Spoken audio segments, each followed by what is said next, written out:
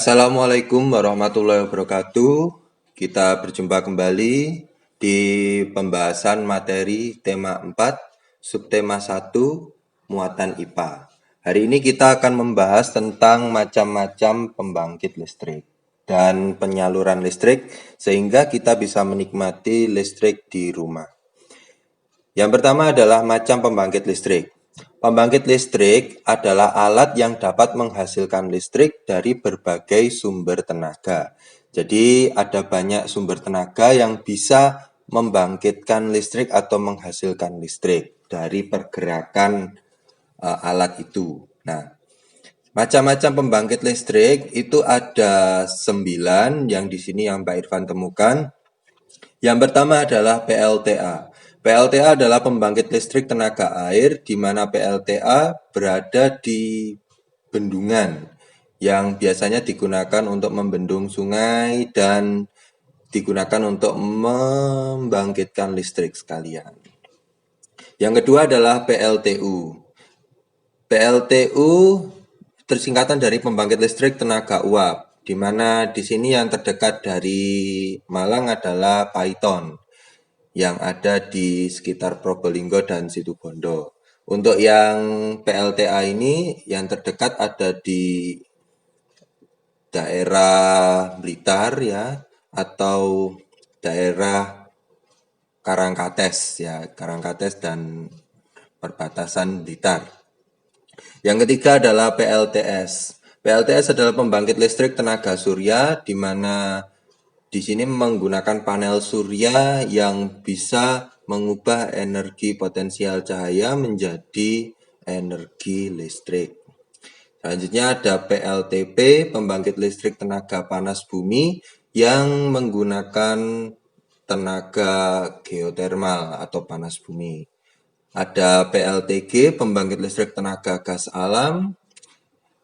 Selanjutnya yang ke-6 ada PLTO, pembangkit listrik tenaga ombak yang memanfaatkan ombak-ombak di lautan yang menggerakkan turbin di dalam alat yang mengapung itu.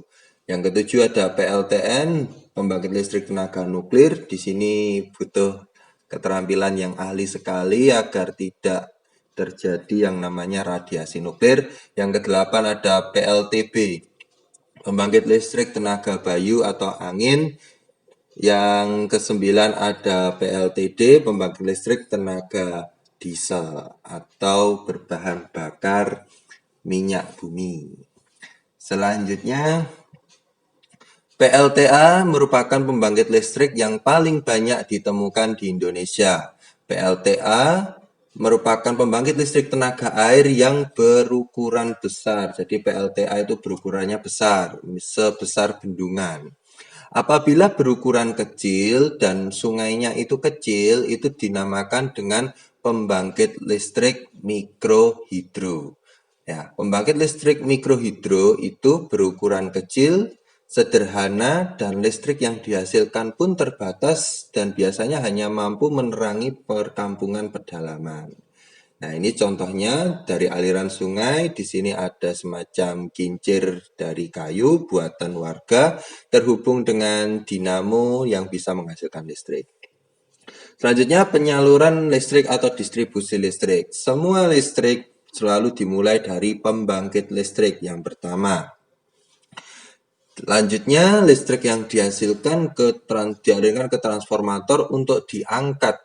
Ya, diangkat itu maksudnya dinaikkan tegangannya agar bisa disalurkan dalam jarak jauh melalui tower sutet.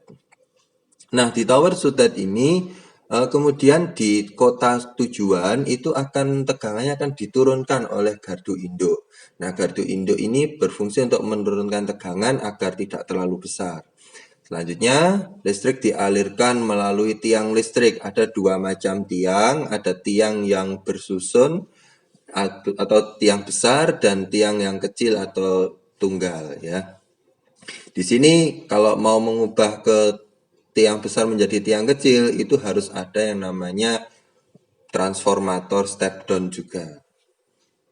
Selanjutnya Dari tiang-tiang itu akan menuju ke daerah-daerah yang lebih dekat atau yang berada di perkampungan atau perkotaan, kemudian dialirkan ke rumah warga. Nah, ini alur kerjanya sudah terangkum: pembangkit listrik, transformator, sutet, gardu induk, tiang listrik besar maupun kecil, dan rumah warga. Selanjutnya kita bahas satu persatu. Cara kerja pembangkit listrik tenaga air. Di sini air pertama harus dibendung. Mengapa tujuannya dibendung? Adalah meningkatkan tekanan air. Ya, selanjutnya air itu dialirkan ke dalam sebuah saluran dan di sini ada turbin. Apa yang dimaksud dengan turbin? Turbin itu adalah alat yang digunakan untuk mengubah energi potensial air atau energi air karena letaknya, energi air karena posisinya yang memiliki gaya dorong atau gaya tekan menjadi energi gerak. Kincir ini akan bergerak sehingga langsung terhubung dengan satu as dengan generator. Nah, generator ini mengubah energi gerak menjadi energi listrik. Listrik yang dihasilkan kemudian menuju ke transformator di bagian sini, ya, lalu dialirkan menuju tower sutet. Nah, selanjutnya transformator. Transformator merupakan alat yang digunakan untuk menaikkan tegangan listrik menjadi besar. Tujuannya apa? Agar bisa mengalir melalui tower sutet dan bisa sampai ke jarak jauh aliran listriknya.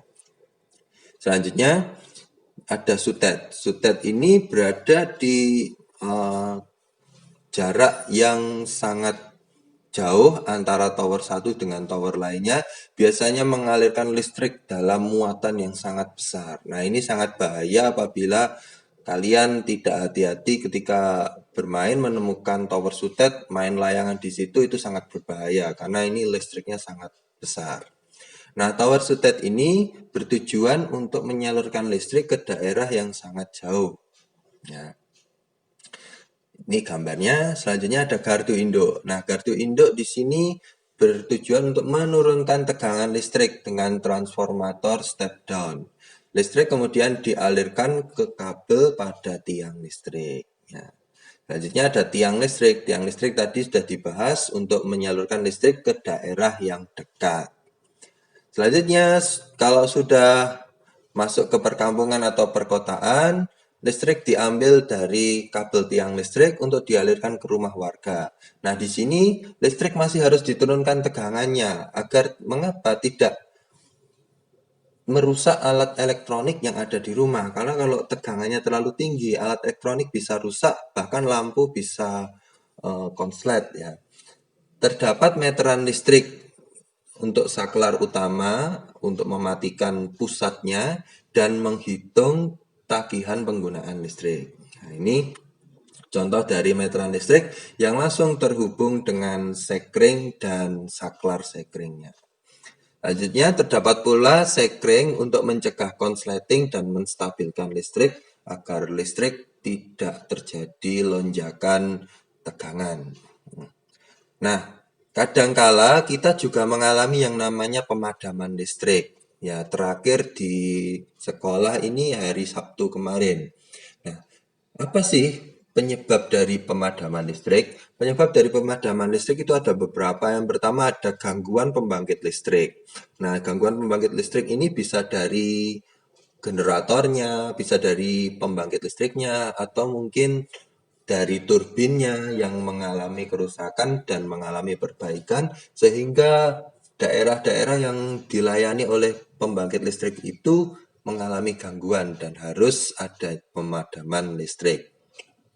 Selanjutnya yang kedua ada faktor alam, ada petir menyambar kabel, pohon tumbang yang mengenai kabel, angin, gempa yang merusak tiang listrik, gangguan burung hinggap hingga gosong dan sebagainya.